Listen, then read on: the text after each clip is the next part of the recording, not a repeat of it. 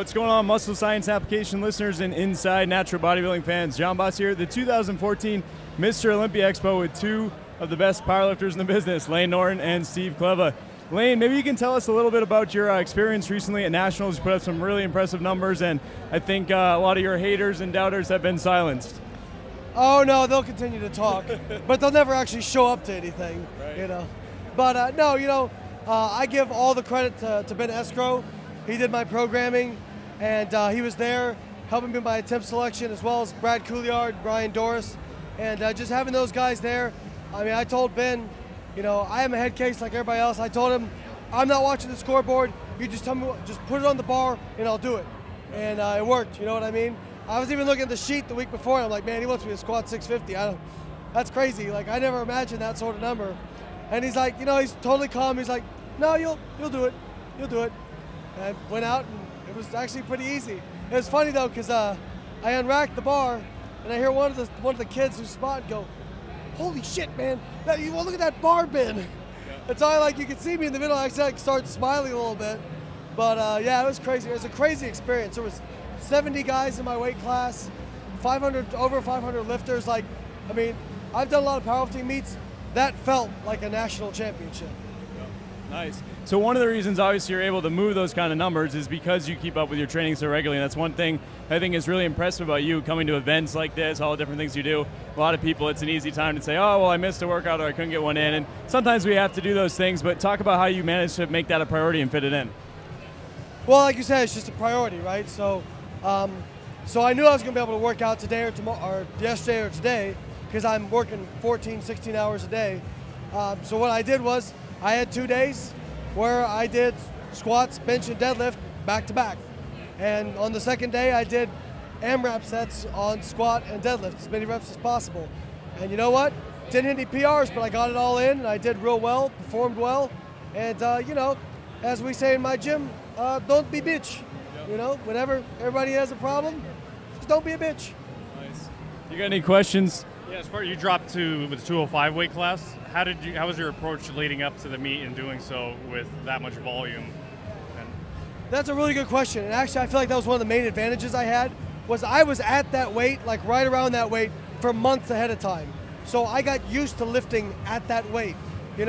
LS McLean is a beast, right? And I love that guy. He's a great guy. But he had to drop 20 pounds the 2 days before the meet. And I know that probably affected him, Whereas I can go in there and I'm used to doing that, right? It's just another lifting day for me. And so I actually started dropping down 6 months before. I only had 15 pounds to drop. Dropped those 15, or I dropped like 12. Then I started reverse dieting and dropped another 3. And then the week of, just, dropped my calories a little bit, and I weighed in at like 202 on the day of the meet. So I was actually eating up the 2 days before the meet. So I think it was a big advantage. And you're going to Finland? Yeah, we're going to Finland. So we're going to Finland for IPF Worlds. We're also doing the Arnold Classic. But it's going to be tough, man. Once you win and everybody knows who you are, that sort of thing in powerlifting. Because in powerlifting, I mean, people knew me, but it was kind of like, well, Layne does some regional meets. He does pretty well. And so now everybody's going to be gunning for me. You know what I mean? There's some strong-ass guys in my class the whole weekend at Raw Nationals. Everybody's coming up to me like, oh, man, 93 kilos is going to be a dogfight, man. It's going to be the most competitive division. I'm like, oh, thanks for reminding me, And so, LS McLean, Botsy, Bryce Lewis, Chris Hunt, I mean, all those guys, I know they're, it would be easy to be like, oh, yeah, totaled 1725, going to Worlds. It'd be easy to sit on that, but it's like, I know those guys aren't just sitting at home. You know what I mean? So that's what drives me to get in there and train harder. Nice. You talked yesterday briefly in discussion, you were saying how, like, more than any time in your life, this is like the leanest you've been, the strongest you've been, and also probably eating some of the highest amounts of food you've been eating as well. Talk to us a little about this kind of, I know you track stuff, but a little bit more of just, balls out training and then being able to eat accordingly.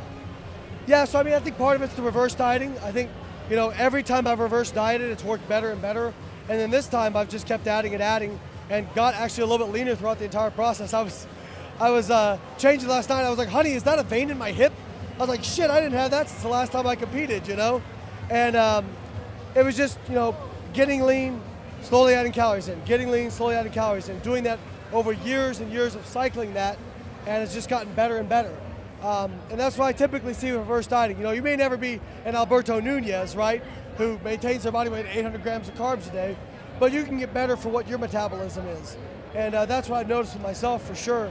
And yeah, I mean, I'm maintaining my body weight on over 400 grams of carbs on training days right now. And but I think part of that too is just, like you said, focusing on lifting, crushing some weights. You know, I tell people all the time, they get so worried about the nutrition, this and that. And I have a PhD in nutrition, but training is more important. I'm sorry, it's not 80% nutrition. I mean, nutrition is important, but if you don't go in and crush your, like I see all these people like worried about these little nuanced things in nutrition, and they don't even know what periodization is. It's like, dude, go in, get on a properly periodized routine, crush weights, and you'll be amazed at what happens.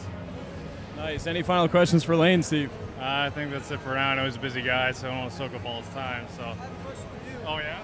Do you even lift? I just started 6 months ago, so yeah, it's pretty clean, huh? Also check out the quads, you know, the tights there. Oh yeah, I'm always admiring Steve's quads and tights, tight quads. Definitely. Nice. Well, thanks, Layne, for your time, and thanks, Layne, Steve, for joining us. Until next time, we'll catch you from the 2014 Mr. Olympia Expo.